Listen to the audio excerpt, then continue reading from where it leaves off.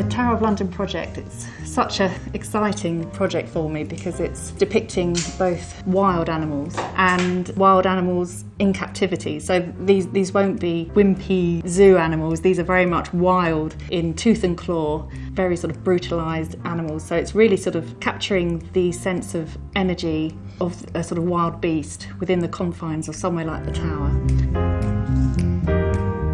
It's such an extraordinary story, and also really a little known story, and something that's very intriguing and we thought would surprise people about the Tower of London.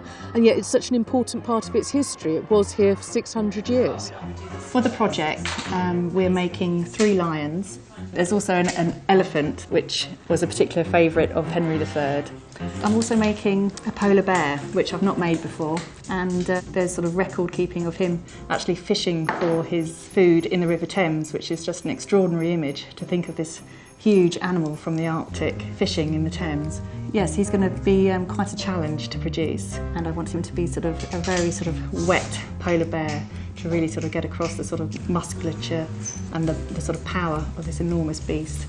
This whole idea of exotic beasts being something, well, as they are, absolutely incredible, something that people hadn't seen, something that lots of people would have thought also didn't actually exist. How do you know, if you live in England, that a unicorn isn't real and an elephant is?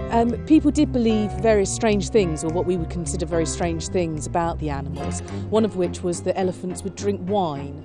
This is particularly in the 17th century. There's an Indian elephant which is given to the king, and it's given, I think, 2 gallons of wine a day, and it's partly to do with the regality and the royalness of the elephant that it was seen that it should drink this kind of thing. But it was also just felt that that was how elephants operated, though I'm not sure how people thought that an elephant would get a barrel of wine in the wild, but there you go.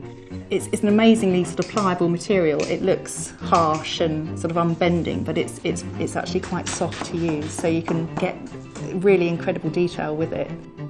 We're just absolutely delighted to have commissioned Kendra to make these sculptures, and we were just struck by how incredibly lifelike her sculptures are. She somehow manages to really capture the spirit and the movement of the creatures.